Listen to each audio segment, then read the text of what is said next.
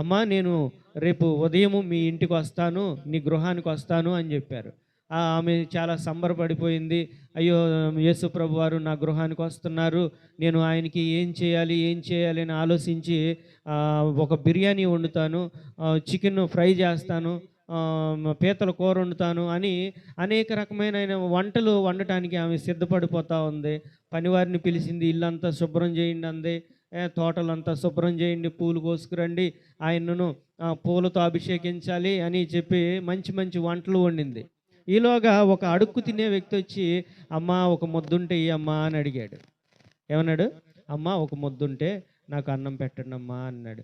ఎల్లవయ్యా, మేము ఎంత పని మీద ఉన్నాము, అసలే యేసు ప్రభు వారు మా ఇంటికి వస్తానన్నారు, మేము ఇంత పనిలో ఉంటే నీకు ఇప్పుడు ముద్దయ్యాలా, ఇప్పుడు మాకు ఖాళీ లేదు, ఎల్లెల్లో అని ఆయన్ని పంపించేసింది. తర్వాత మరొక వ్యక్తి వచ్చాడు.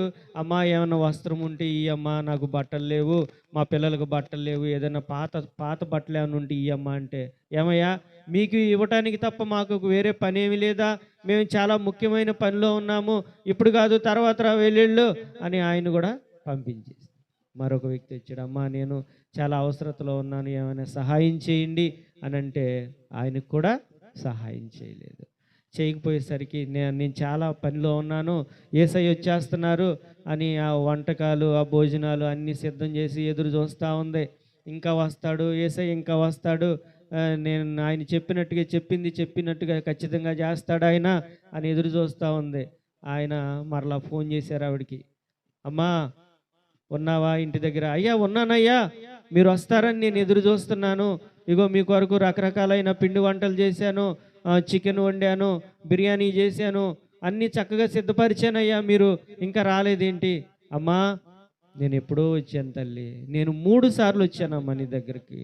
ఒకసారి అడుక్కుని తినే వ్యక్తి రూపంలో నేను వచ్చాను, మరొక మారు వస్త్రాలు లేని వ్యక్తి ద్వారా వచ్చాను, మరొక మారు ఏదైనా నువ్వు సహాయం చేస్తావేమో అని అలా 3ఓసారి వచ్చానమ్మా. కానీ నేను 3 సార్లు వచ్చినా సరే నువ్వు నన్ను గమనించలేదు, నాకు సహాయం చేయలేదు, కాబట్టి ఇక మీదటి అన్నడు కూడా నేను నీ గృహానికి రానమ్మా అని ఆ కుమార్తెకి ఆ దేవాతి దేవుడు చెప్పారు. అప్పుడు ఏడుస్తూ ఉంది. అయ్యయ్యో నేను ఎంత అజ్ఞానంలో ఉన్నాను, దేవుడికి నేను పిండి వంటలు వండి పెడదాం అనుకున్నాను, ఏదో బిర్యానీ వండితే యేసు ప్రభు వారు వచ్చి తింటారేమో అనుకున్నాను, అయ్యో నేను ఎంత తప్పైన స్థితిలో ఉన్నాను.